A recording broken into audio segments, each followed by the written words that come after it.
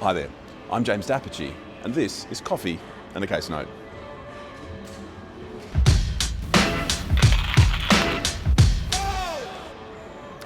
Team, today we are talking about a missing trust deed. The year's 1972. Dad settles a trust.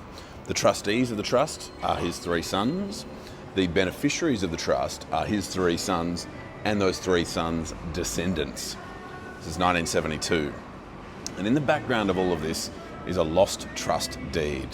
Right, so years pass and we get into the 2000s, and the sons, or one of them in particular, is looking at the sale of a business. And with all respect due to that son, the value of that sale is likely to be quite substantial. And what he would like to do is to take advantage of the trust structure in order to look after those assets in a financially effective way. And that's what happens. So the sale of business is made, those assets are brought into the trust, the trustee sons are replaced with three trust companies, but the beneficiary sons, the sons in their capacity as beneficiaries of the trust, and their descendants continue to take a benefit. Right? So this trust is rolling along. We don't have the trust deed, right? We've got significant assets in there, income's pumping away, all this sorts of exciting stuff. And one of the bank accounts of the trust is frozen because this bank forms the view that as part of its Know Your Customer regime, it wants to see the original trust deed. And do you remember from before that we don't have the original, we only have the photocopy?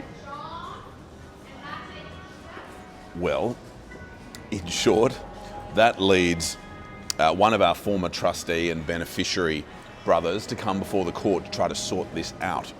Now, just to get a little bit legal and technical, what this trustee brother seeks to do is he comes to court, he joins the three trust companies as defendants, and he seeks a declaration.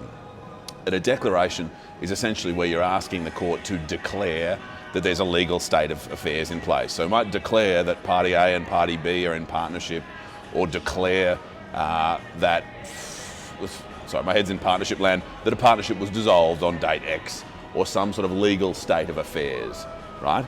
And so the declaration sort is, I want a declaration, please, that this photocopy is indeed a true copy of the original deed.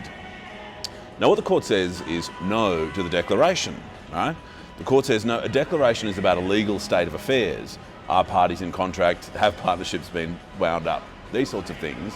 They're not about facts. And what you're seeking is a declaration of a fact. That photocopy is of the original. So the court says, no, we're not doing that. And then further, the court says, in order to constitute the proceedings for a declaration like that, you need to bring in all sorts of other parties. You need to bring in the other brothers who might have something to say. You need to bring in the banks who might have something to say. And you need to constitute the proceedings differently to get that declaration.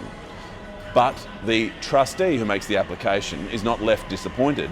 The court says, hey, pursuant to section 63 of the Trustee Act in New South Wales,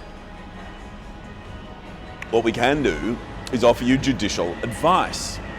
And the nature of that judicial advice, as you might remember us discussing in the past, is that a court can essentially say yes or no to a proposed course of conduct for a trustee, can essentially authorise trustees to do stuff or give them advice that they would be justified in doing stuff. And in this scenario, the stuff is the trustee administering the trust as if the photocopy contained all the terms of the deed, and the advice from the court was, yes, that's fine.